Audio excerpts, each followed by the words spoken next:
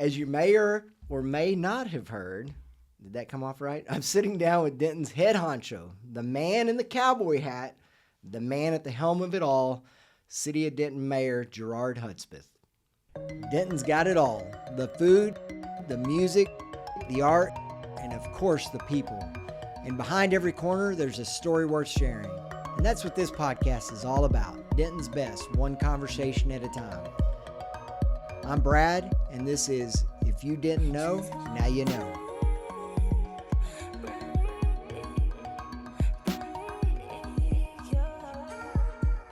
All right, welcome back to another edition of If You Didn't Know. We're so excited today. I'm so excited to sit down with Mayor Hudspeth. Really appreciate you coming in and sitting down with me here in the studio, just south of the courthouse, the historic courthouse in Denton. Thanks for being here, Mayor. Yeah, no, thank you very much for having me. Thank you for reaching out. Thank you for working with my crazy schedule, but honored to be here. Looking forward to the discussion. Absolutely. Well, I've been a big fan of yours for a long time, and it's just awesome, Mayor. I love the way you kind of interact with the business community and just a lot of people, everybody in the community. But I know if there's ever anything I need as a business owner or someone just in the community, I know I can reach out. I try not to, but I know I can, and I appreciate that. Certainly. Yeah. Love the way you operate. We want to talk today about how you do as a mayor, your leadership, kind of the growth that you've experienced in that role, and kind of what you're seeing in the community and Denton's future. But I guess let's start.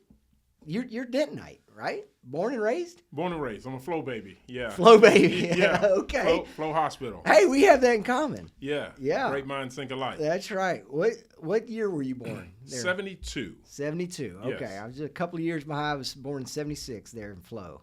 Excellent. Yeah. So, wow, I didn't even know we had that in common. But yeah, grew up here in Denton, went to Denton High. Yes. Yeah. So when I graduated in 91, it was the last year at his only high school. 92, it went to Denton High Ryan campus. But that last year's, and that was the last year they trusted the kids would open campus lunch. we shut it down. So after you, there's like, no, we can't do this anymore. Right. Yeah. It's bad.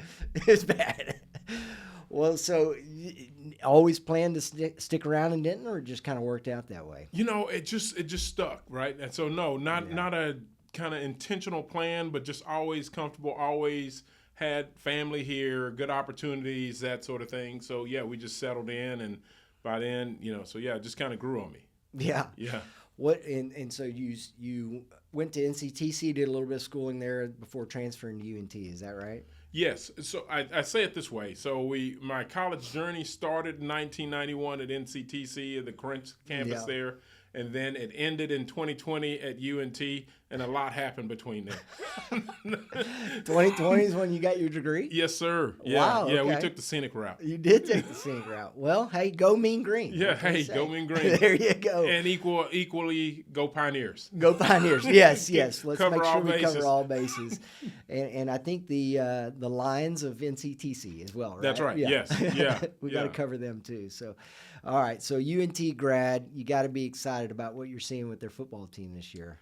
Man, the energy is unbelievable to see, just kind of out and about, more people wearing Mean Green stuff and on board, and the sellout this year as far as to see the stadium jam-packed. That was something never seen before. So, yeah, the energy around town and beyond, and just the discussions that have picked up that you don't really have normally, it's been really great. Yeah, it has been a lot of fun, and this will be coming out on game day. Basically, this little episode will drop on game day. So Nice. I wish them the best tonight here against Tulane, and move on into the playoffs hopefully. So it's been an exciting year for sure. Yes, no doubt. Well, so how did you? I mean, your path to, I guess, did you start in P&Z before you got on council? What was your path and thought process, or did you even give it much thought into Right. city politics? Yeah, I believe with all things, it's someone has experience in an area and they notice a talent in you, and that you maybe didn't notice yourself, and that's the same for me. some folks came up to me and said, "Hey, you'd be good at this." Yeah. And like most of my life, man, it wasn't like a straight shot. So we ran a couple of times. We lost a couple of times. I don't recommend that. Winning's better. And so 2016, we're running, and it's an open seat. And I've never run unopposed. We've always had to earn it. Yeah. The good old-fashioned way. And so, 2016, we're running.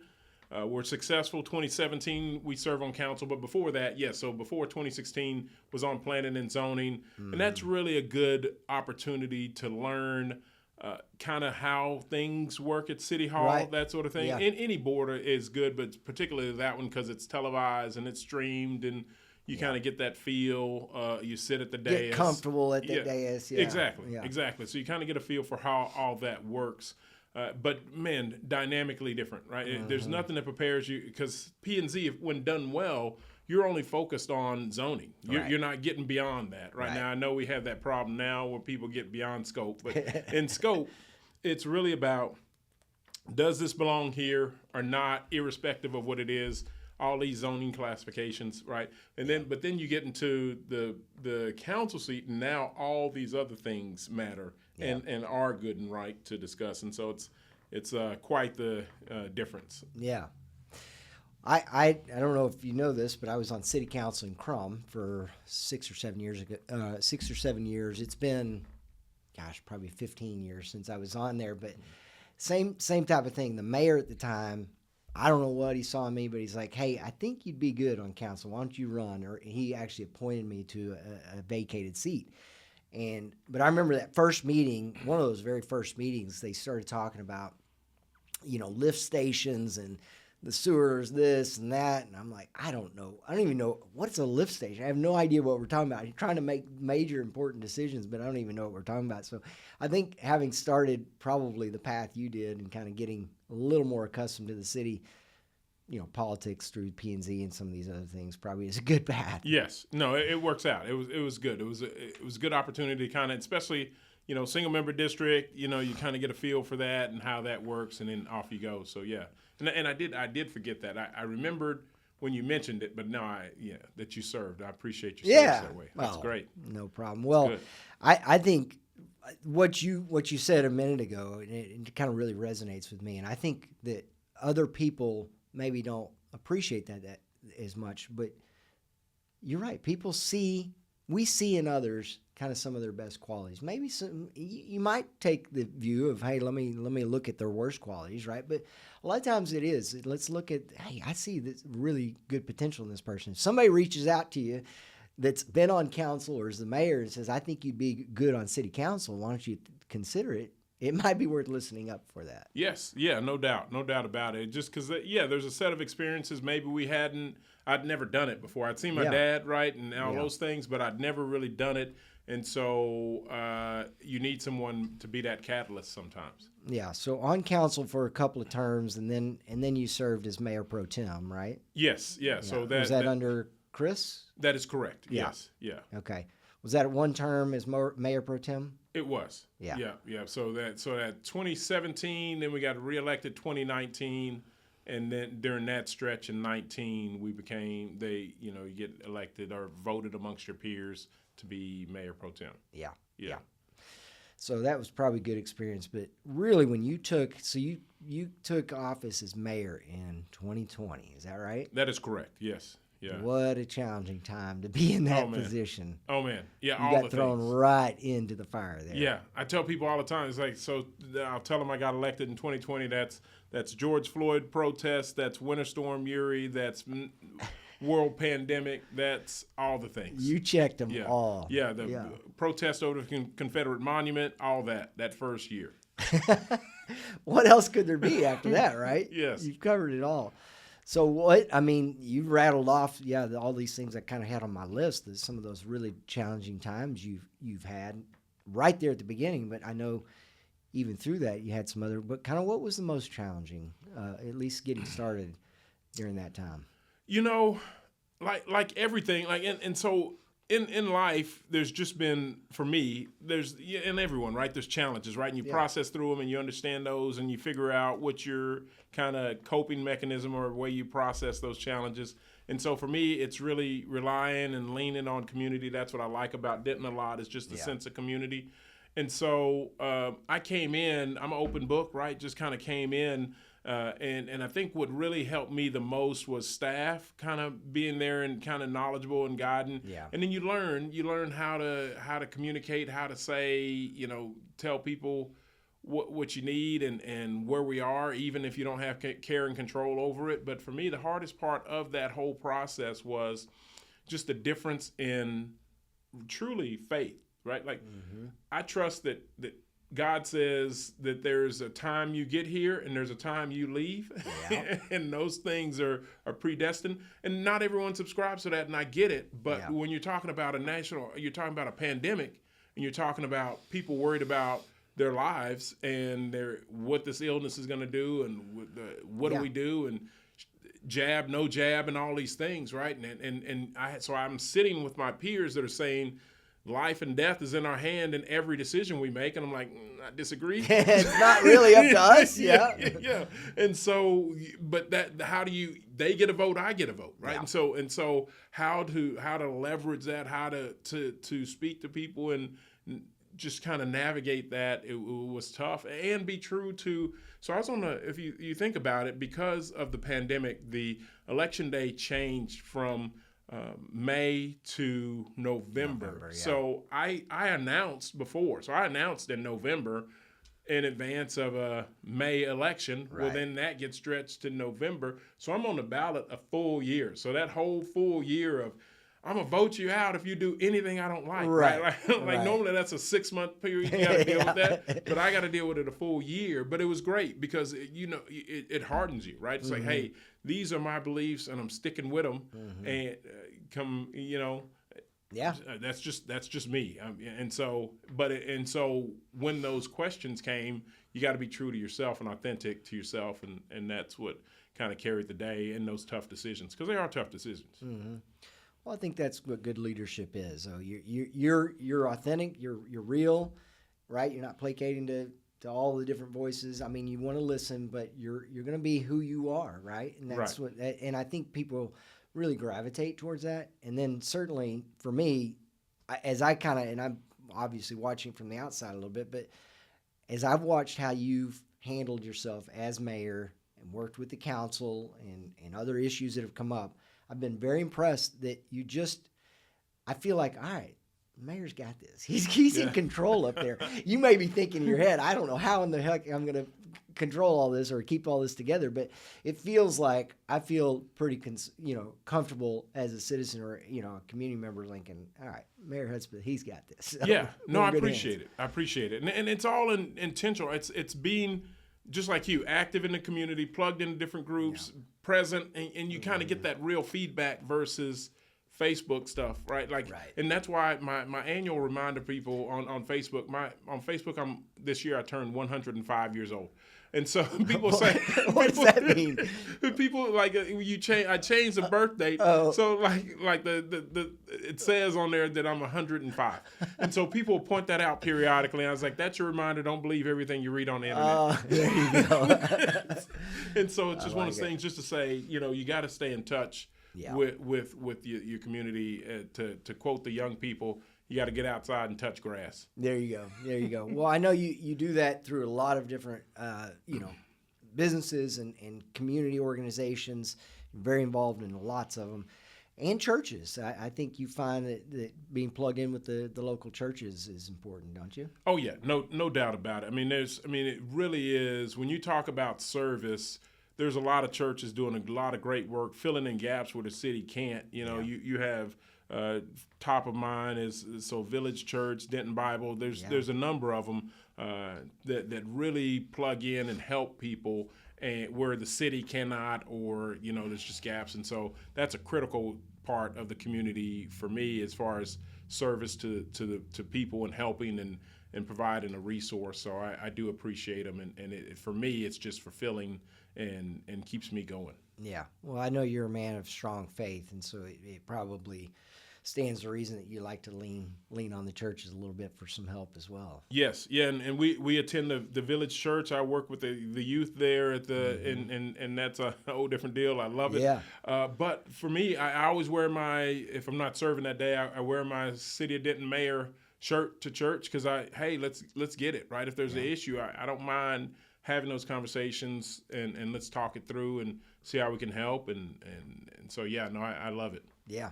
That's awesome. Well, kind of segueing into some of your core values as mayor, I've seen you've kind of put it out there in various places. These are some of my core values. You want to kind of go through those? Sure. Yeah. Let's get it. Let's get it. Yeah. So you want to rattle them off? You want me to rattle them? You rattle them off. I've got keeping families safe. Yes. Yeah.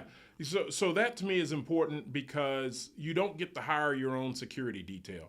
Yeah. Right. So City of Denton Police Department, that's our responsibility. It's a core responsibility to make sure everyone in the City of Denton, irrespective of where you are in life, feels safe here in the Denton.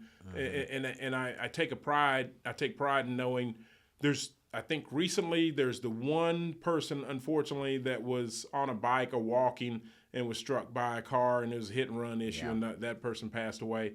But outside of that, I think if there's someone that unfortunately lost their life in the City of Denton and we were looking for an individual, we found that individual and they now get their day in court, which I think is good and right. And so that really to me is important to make sure we're keeping everyone safe.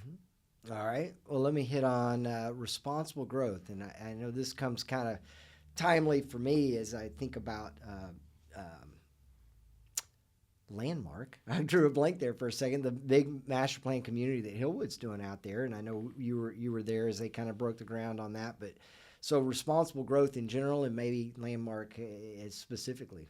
Yes, and that's a tough balancing act, right? Mm-hmm. Because you get in all the different things of is it affordable housing, first time buyers, all these things and all these names, but ultimately it's.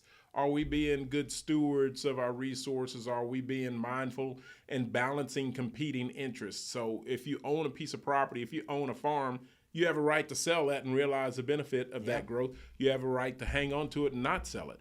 And where does the city fall in all of that? And we should be kind of neutral in that and just kind of facilitate and make sure if you're going to do it, let's do it well. And so with the Landmark, I think that west side of the county and the city is growing anyway. Right. And it fills a donut hole, if you will, between Ropes and Ranch and all that. And then also it brings us some stuff that we need, some key retail, some corporate opportunities, and higher-end housing. People talk about entry-level housing, but we also have to talk about higher-end housing for the hospitals, for the different executives that we want to move here, different corporations. That's what happens. You have an executive that moves here, and all of a sudden they want to move the corporate office here, right? And that's what we want. I mean, that's every kid I talk to at any university, they want an internship, and I'm trying to deliver, again, mindfully of that, but make sure and keep Denton, right? That's really at the core of all of it. But it's a balancing act to make sure we're growing in the right way intentionally and to fill in some gaps that we need to keep our community healthy. Yeah. Amen. Well, one last one. You've got several more. One last one I wanted to hit on was supporting small businesses. Oh man, lifeblood of the city, and it's really important to me to shop local, get out, visit our restaurants, go to our stores, that sort of thing. But then also hear those concerns and make sure we're the city bureaucracy and we don't impede their growth, and that's tough, right? We're fixing streets, and that's a problem. It takes long. The weather, there's slowdowns, and I'm sensitive to that, and trying to make sure we do that. Working with the state to make sure if it's a state road, Locust and Elm here, those were all challenging times. Hickory was a challenging time when they redid that, and we're blessed with back-end parking. I love the back-end parking. Good night. But, small business. I mean, I don't know, because I had my own business for a little while, as I was processing through a non-compete, so I started my own company. Okay. And man, I realized, owner just means you're the last to get paid, and all the taxes that go into those, and the your half of the employees' Social Security wages, and there's just so much that goes on behind the scenes, where people just show up and think, oh well, this hamburger shouldn't cost $2. Well, it costs $2 for a reason. There's a lot goes into it. Exactly. So so I'm sensitive to all those that have taken that plunge. Well, and I mean, there's no question that the larger businesses and corporations and the big national retailers, I mean, they're important and they play a role. They got a lot of sales tax generated through those, and they're large employers. I mean, Peterbilt for example is a major employer in Denton. But like you say, all these, if we really stripped it back and look at who employs them, I mean, it would be all the small businesses collectively. Yes. Right. But there's just a bunch of them, and they need, different support in different ways. Right. Yeah. Absolutely. Yeah. And you got to be sensitive to that when especially when making ordinances. People will forget. They'll say, oh, well, we need to make this ordinance that has this effect. Well, there's a mom and pop that's under that same requirement, and so all of a sudden they've got to hire someone to do that accounting, or it just has a different effect. So you have to be mindful of how that affects all the different sides of businesses. Yeah. Well, so speaking of business, you said you own your own business. You work for Free It Data Solutions, right? That's right. Yes. So slinging basically storage and data storage and cybersecurity. Is that what you do? That is right. Yeah. So I'm blessed that they allow me to serve. Right. And so I'm truly grateful. You spend. I mean, I don't know. What do you think you spend on average a week in your second job as mayor? Yeah, I call it my volunteer job, and I tell people that truly, it'll eat everything I feed it. If I fed if I fed it 60 hours, it'd feed it. I think we're probably on average 30, 40 a week, and just kind of varying degrees. I mean, we're every other week. Our meetings are 8 hours at least, and then there's preparation up to that. So that's it varies. But yeah, so it's based in Austin. I work here remote, and it's great, man. They take care of me and allow me to serve, and we're a veteran-owned company, so I'm proud about that. Yeah. We do reseller. We're reseller of cybersecurity stuff and data storage, all the things. And you've kind of been in sales, right, for most of your career in one way or another, or different roles? Yeah, no. So, but majority of my adult career has been in sales, and I just fell in love with it. I was leading up to my first sales job, and I was asking some friends that are in that space, and they're like, "Hey, it's building relationships," and I was like, "Okay, got it." And then I got you get a commission check or two, and you're like, "Hey, I can get used to this." I'm hooked. Yeah. And then you go without a commission check or two, you're like, "Man, this is tough." Yeah. Man. It's like you eat what you kill, and sometimes you go hungry. Yeah. But I like that if I'm doing a good job, then I'm rewarded, or if I'm fortunate, I'm rewarded, and if not, then you got to get after it, right? Get after it a little bit more. Yeah. Yes, sir. Well, maybe sling some real estate in the future here. Hey, come join us. You'd be good at it. Yeah, no, that'd be great. I love it. Have a lot of good friends in that space. Yeah. Well, honestly, to me, as someone that is in sales in a roundabout way as well, I see a lot of what it takes to be a good salesperson in your role as a mayor. I mean, like you say, really at the end of the day, building relationships. Yes. Bridging gaps. Bridging gaps and building relationships is what you do, and you do it well, and that's what you kind of do in sales, and the way that spills over, I think, as a mayor probably helps a lot too. Yes, sir. Yeah, no doubt about it. All right. Well, so your time, because there's term limits, right? Yes. City of Denton has term limits. Mm-hmm. So whether you like it or not, you're out the door pretty soon, aren't you? Yes. Yeah. It's I find myself having the same questions President Trump does. Like, hey, is there any way to can we work this around somehow to make it work for me? Yes. Yeah. But no, May of 2026, we are term limited. And I even tried to work the angle, because if you do the math, normally every other mayor in Denton's got, if they elected to, they got 6 years. That's the term limit, 6 years. I'll get 5 years and 6 months because it was delayed from May to November before I could take office because we didn't win the election till December or whatever. So instead of taking office in May, I didn't take office till December. And I was like, hey, Don't I get a little extra like, time? absolutely not. May of 2026 we are term limited. Okay, so a couple of things on that front. You've got people starting to announce. We haven't officially hit the date where you sign up to run, but people starting to announce that they're going to run. So I think Chris Watts is going to run for mayor again, right? That's right. And again, you served with him. Probably a pretty good option for the city. We'll see who else maybe throws their name in the ring, but you're moving kind of on to, again, can't be on council anymore. So you're thinking about now county commissioner. Is that right? That's right. Yeah. So my wife and I started praying about 2 years ago, knowing what we're up against, and we started praying and saying, "Hey, what's next? Do we want to continue to serve? Do we want to step back? What do we want to do?" And we felt led to continue to serve, and this is the next logical local step. I have an 8-year-old at home, so still want to be around. I'm not interested in driving back and forth to Austin or any of those things while she's still in school, and my other daughter's still in school. So off we go. And so, we prayed on it, felt led to run for county commissioner. It's very similar. There's a lot of things that are that we do now that translate well, and a lot of circumstances have changed in the county that I think align with a mayor and the mayor's experience, especially one in the city of Denton. And so off we go. And so we'll be in the Republican primary in March, and hopefully, Lord willing, we'll be successful there, and we'll go on to the general in November. Mm-hmm. I believe you'll be successful in that.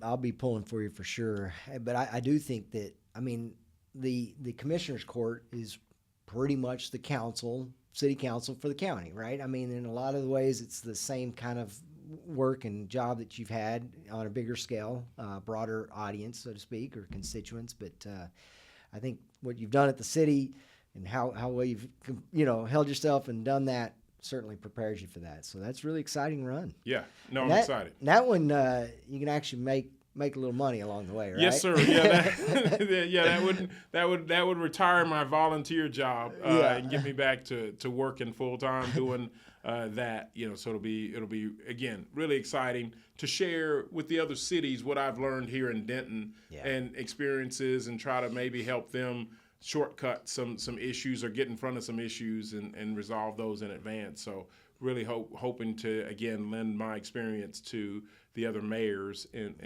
the county. Well, I'm sure we'll hear a lot more about that race as it gets closer. But anywhere you'd point people to kind of see what you're campaigning on, what you're saying. Yes, so so certainly the two are kind of the primary. It's certainly the website gerardfordenton.com, and that's Gerard FOR Denton.com. That'll have a lot of information. Certainly on Facebook and on Instagram, Gerard for Denton. Same. You'll find me there, and so lots of updates there. What we're doing, forums. You can kind of hear us talk or see issues that we're highlighting. All those will be kind of all the social medias. Cool. Well, I think all the growth that the city of Denton has experienced, the county is just exploding as well. So you get an opportunity and kind of using that experience and helping guide that for the next decade, let's call it. Yes, sir. Is really cool. Yeah, it's exciting. No, I look forward to it, and it is, especially that west side of the county. It's like you said, landmark will be 3,200 acres, just 6,000 homes, HEB, retail, all the things. It'll be really interesting to see that develop, the coal ranch side of things. So there's a lot going on that 35W corridor to be kind of shaped. And Justin, North Lake's getting a Stars Center, and there's some really cool stuff coming along that stretch. No doubt. Yeah. No doubt. Well, so you're the first black mayor for the city of Denton, right? That is correct. What about on council in general? Yeah, so not on council in general, but as mayor, certainly. Yes, yeah. So I forget how many others preceded me on council, but no one has served as mayor.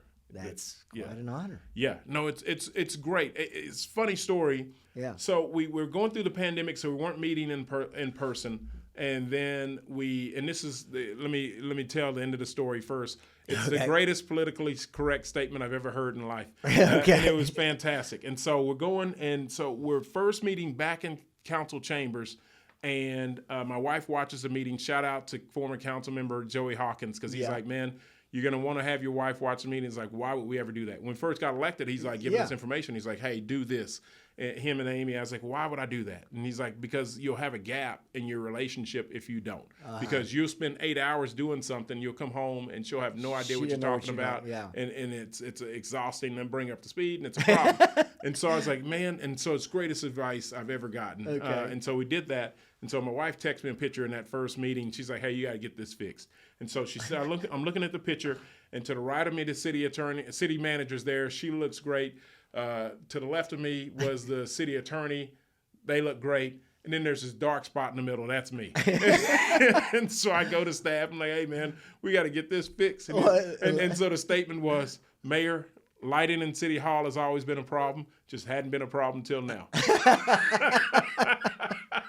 Got to lighten it up there.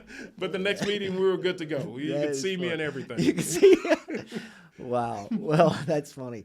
I think probably race is, I'm sure, been kind of a topic or something you've had to work through in all of these situations, right? Yeah, man, in life, right? I mean, it's really weird, but I mean, that's just, and that's what I love about Denton. Denton is fantastic that way. It's very forgiving, very open, very easy to get along with folks. I mean, and so I really appreciate that. I appreciate my kids growing up in that environment where it's not a big issue, but there are just blind corners or just life experiences. And so I can tell you, when I was in middle school, we lived on Bonnie Bray there, and I'm washing the car with my dad, and somebody drives by and fires off the N-word. And you're like, that's just, and so Dad took the moment. He's like, hey, look, man, you got to understand, there's going to be people that come at you, but if that's just ignorance, let that go. Now, if someone's threatening you, deal with that, right? But if there's no threat and people just saying mean things, move on, right? It's just going to happen. And so we've dealt with those things and just kind of learned as you go. I mean, and that's helped with contentious conversations. And then, at its core, like my folks lived in, so they moved here in 1971, a year before I was born, and they could only live on one side of town. Like the folks on East Oak weren't having it, right? So we were over in Southeast Denton to start, and that's just, but again, you start and you hustle and you work and you do those things, and people evolve and change, and it's been great. And so the other thing that kind of is interesting is, I grew up in a house, I mean, again, faith-based house, big on respect, big on all those things. And council kind of, as you know, changed a little bit when I came on. So respect kind of went out the window.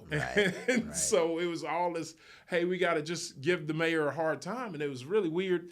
And it was hard for me to adjust because I'm like, hey, no, we got to, there's a mutual respect that should be here. And so I'll tell you this funny story. So I was, one of the times between jobs, I was interviewing with this guy or talking to this guy, getting to know him in wealth management, and he's trying to see if I'd be a good fit. And so he brought some of his friends, and one of his friends comes up, he says, man, I've been doing some homework on you. And he's like, your first council meeting, did you mute somebody? I was like, well, technically, no. I just asked where the mute button was. I didn't actually hit it. I gotta say, Mayor, I really enjoyed some of those council meetings when you're just in control, and you had to be. I mean, some of those meetings got a little out of control, and so the way that you would kind of say, take the rein and hold on tight and say, we're going to run it this way. We're going to run it the right way. Yes. With respect to each other, right? Yes. It's tough, but it is. And but at the end of the day, I felt like you're exactly right. That's how I grew up. That's what I expected. And at the same time, we do have to work together. But there's certain things I get to do, and that's and I'm accountable to those things. So I can't say I gave away my responsibility, it's not gonna be like a like a Moses type moment, like, hey man, I'm gonna let them just do whatever they want to do. It's none of that. It's like, hey, here's my core responsibilities. I'm gonna do these things, and to the best of my ability, and I'm gonna be open and honest and be held accountable for it. But I'm not gonna be held accountable for something you encourage me to do. If I'm doing it and I'm held accountable, I got to do it. Got to do it my way. Yeah. Cool. Well, I know, speaking of small businesses and large, but it may be hard for you to pick one out, but I always ask my guests kind of what maybe your favorite restaurant or place to hang out in Denton. You got a favorite or a most recent favorite? I'm sure it changes over time, but yes. So I'll do it this way. If we're gotta be political correct. Yeah, absolutely. Everyone loves coffee, right? Yeah. And so different. So I like Froth Coffee. He's a small business owner. It's right by UNT. So if someone's coming into town on 35s, 35 WE, or they're coming from out of town and they're going to be on highway, Froth is about a block off the highway, so that's easy. But if you're talking about just investing in somebody that's done great by Denton and does great work, man, I'm at Zera's because that's Denton Freedom House and all those things and all the work they do, and their mission is critical. And so those are kind of the two coffee places I hit. Okay. There's some others, but those two are the primaries. All right. Yeah. Good couple shout outs there. Yeah. Love it. Well, what would you say to maybe people who are thinking about, well, should I get involved in city politics, or is that just absolute brain damage that I don't want to take on?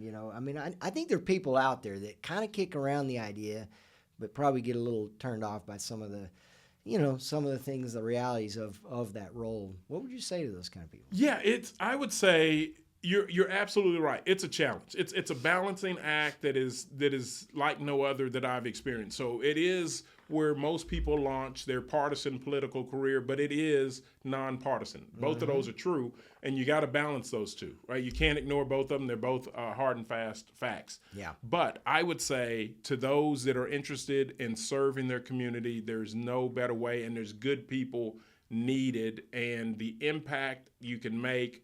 Not on and really if you come in not hoping to get something done, quote unquote, right, but to come in and just help solve problems and set a foundation for things that you'll never see the end of, but you'll begin that process. Right. That really is the heart of what we need. And when Mayor Burrows, may rest in peace, when I was talking to him, I did that because I went back and said, man, that rail trail and that walking path, you can walk from Denton across the lake to Louisville. It's the craziest thing.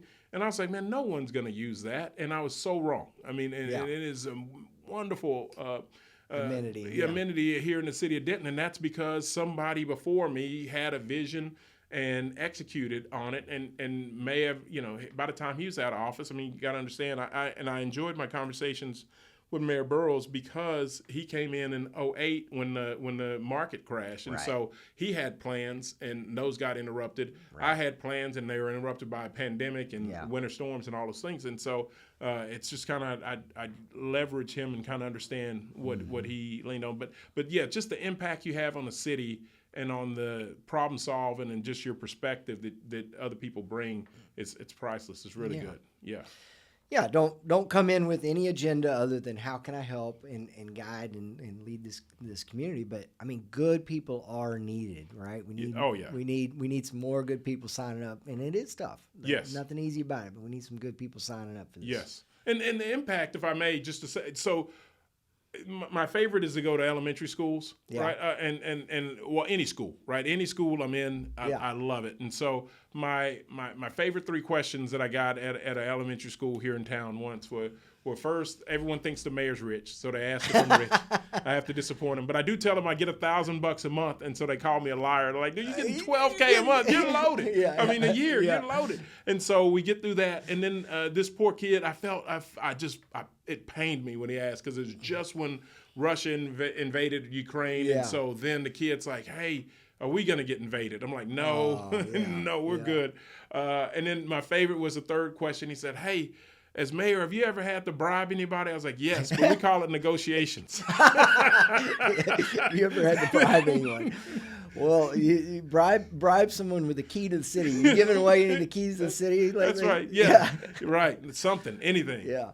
Well, you're gonna be a tough act to follow. From my perspective, I know we'll find another good mayor kind of coming in, and hopefully anyway. But you're gonna be a tough act to follow. Really appreciate all you've done for the city. And you're not done yet, I know, but Really do appreciate all you've done and wish you the absolute best, and going to be supporting you as much as we can in your race for county commissioner. That's going to be awesome. Man, thank you very much. Yeah, it's been the pleasure of a lifetime. I can't imagine anything different, and that's going to be an adjustment for sure. I reflect back fondly at my mom's house watching results run in December 2020. But yeah, no. But likewise, I just want to take a second and say thank you for. I mean, again, I've watched the different episodes and the different information and just the information you elicit out of folks and just kind of your heart for the city. You've processed through a lot of that bureaucracy here in the city, and you and Alex and just the city wouldn't be what it is without people like you being willing to reinvest and stick to it. And people come to me and they'll say, hey, I want to work with the city. I'm like, are you sure? And sign this waiver. Exactly. But thank you very much Absolutely. For all your support of the city of Denton. It's been a pleasure. Well, you make it that much more enjoyable. I've got a hat. Now, if you ever take that cowboy hat off, we've got a Denton hat for you to pick. All of our guests get to pick one of these Norman Roscoe hats out. So shout out to Norman Roscoe. Yeah. Man, I got to go with the Deets. This is classic. Isn't that classic? Man. Kind of that MTV look yes. right oh there. yeah, man. This is fantastic. Can I tell you one thing, man? Yeah. I reflect fondly on because I was hoping it happened to me too. So Mayor Castleberry, if you remember him, we had the white rolls and he'd run around town after he won the Publishers Clearinghouse. I woke up that morning and Ed McMahon had been in Denton. I was like, whoa, this is crazy. So I'm telling that story to one of the elementary school kids. I went to Newton Razor, so I went back and visited and talking to them. And so I'm telling it to the teacher. I'm like, hey, Publishers Clearinghouse. And he looked at me, he said, What is that? Yeah, what is that? Nobody's heard of that. Yeah. It's like that's when I knew I was really old. Yeah. Man, Mayor Castleberry.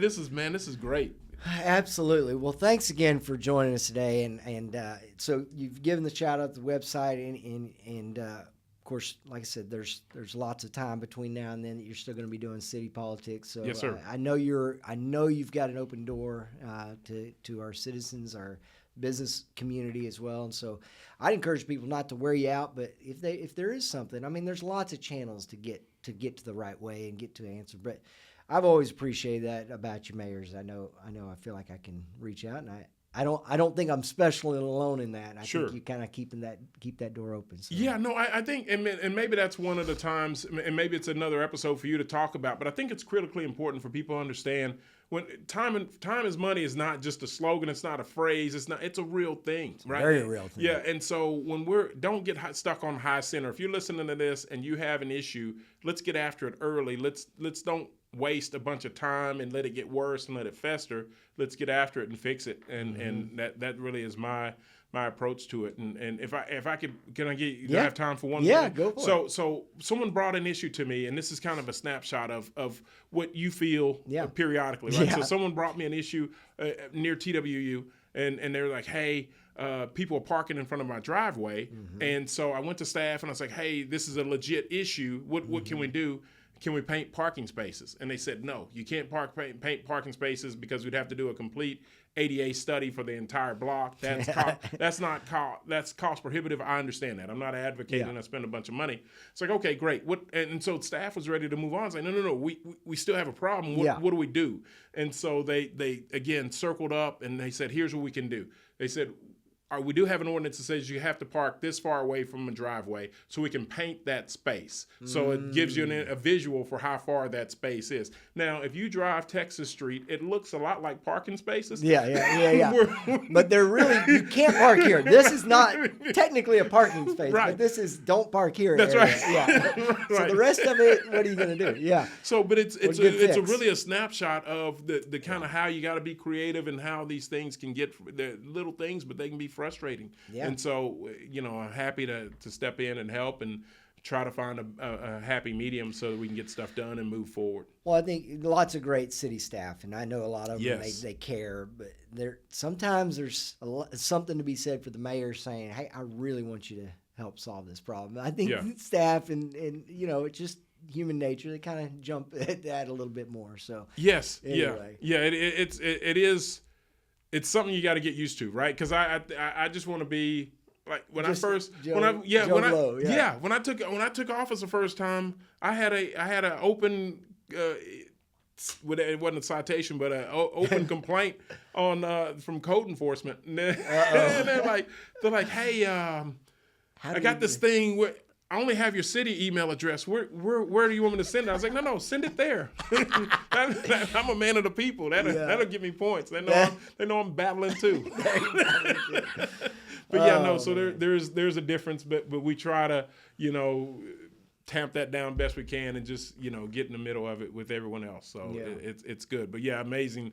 I mean, so city manager, assistant city manager, all the staff. I mean, we're truly blessed, man. We navigate 800,000 people being here for the month of October. Halloween, that was huge. Yeah. So it's a lot of people make that happen. Kudos to the city for that. That was really cool. Can you believe that? We'll spend $2.5 billion this year as a city. Wow. That's our budget. That's what we'll spend. It's just crazy to think of all that's going on here in the city of Denton. Didn't realize it was that large. Yes. Wow. Yeah. Well, keep up the good work for the remainder of your time here, and I know you'll stay involved in one shape or another, with the city, but certainly hoping good things at the county level, and really appreciate you taking the time to sit down with me today. Yes, sir. Here. Thank you. It's a blessing. Thank you very much. Appreciate it. Yes. If you didn't know our great mayor, boy, you've missed out, but now you know him. Thanks for joining us again today on If You Didn't Know.